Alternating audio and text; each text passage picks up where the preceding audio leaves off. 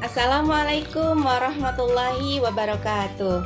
Apa kabar salih-salihah semua? Bertemu kembali dengan Bunda Aini di pembelajaran tematik. Kali ini kita akan belajar tema 1, subtema 1 pada muatan pelajaran ilmu pengetahuan alam. Ya teman-teman, kali ini kita akan belajar lebih jauh mengenai organ gerak hewan. Salah satu ciri makhluk hidup adalah bergerak. Apa itu bergerak? Bergerak dapat diartikan berpindah tempat atau perubahan posisi sebagian atau seluruh bagian tubuh. Makhluk hidup akan bergerak apabila ada rangsangan yang mengenai sebagian atau seluruh bagian tubuhnya. Coba amatilah gerakan manusia dan hewan berikut. Manusia dan hewan menggunakan organ gerak untuk berjalan, berlari, melompat, memanjat, berenang, dan lain sebagainya. Dari tayangan tersebut, kita dapat mengetahui bahwa organ gerak manusia dan hewan mempunyai persamaan.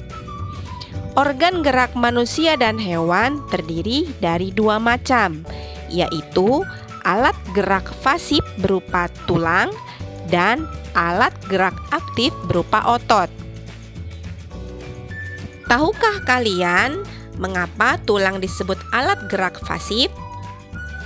Tulang disebut alat gerak pasif karena tulang tidak bisa bergerak dengan sendirinya. Sedangkan otot disebut alat gerak aktif karena ototlah yang menggerakkan tulang-tulang tersebut. Jadi, tulang dan otot melakukan kerjasama untuk membuat hewan dan manusia dapat bergerak dan melakukan aktivitas sehari-hari. Kerjasama antara otot dan tulang membentuk suatu sistem yang disebut sistem gerak.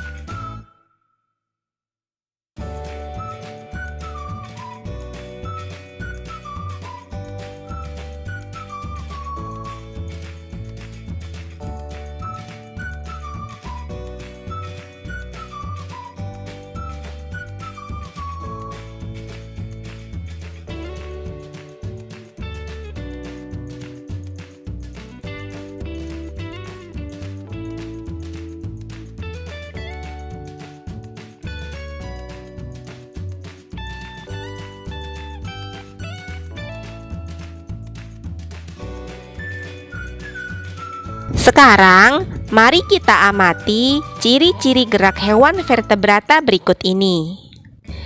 Kelinci dan gajah sama-sama memiliki kaki.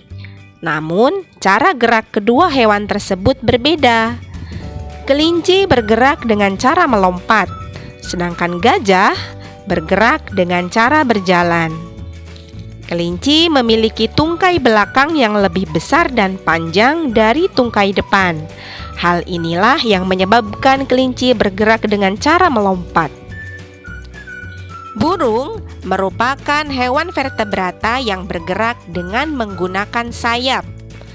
Burung bergerak dengan cara mengepakkan sayapnya sehingga dapat terbang di udara. Sedangkan ikan memiliki organ gerak berupa sirip.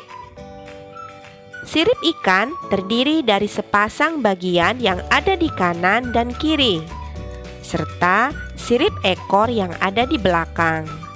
Sirip-sirip ini bermanfaat agar ikan dapat bergerak ke arah depan. Ular dan kadal merupakan hewan yang bergerak dengan cara melata. Hewan melata adalah hewan yang bergerak dengan menempelkan perutnya ke tanah. Sekarang, mari kita pelajari alat gerak pada hewan avertebrata. Belalang contohnya. Belalang memiliki alat gerak berupa sayap dan 3 pasang kaki yang beruas. Karena memiliki alat gerak tersebut, belalang bergerak dengan cara terbang dan melompat.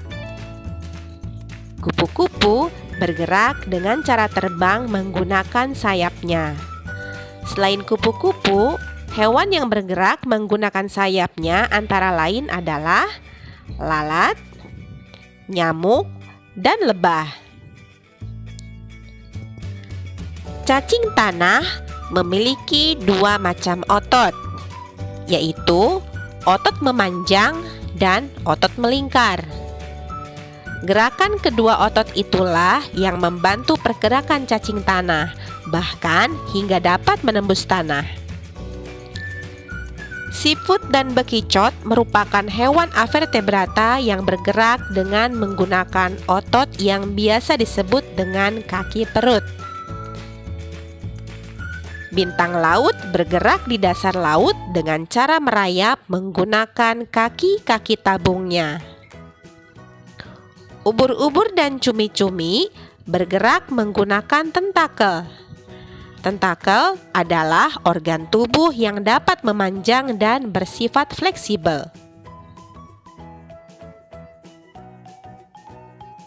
Berdasarkan ada tidaknya tulang belakang, hewan dibedakan menjadi hewan vertebrata dan hewan avertebrata.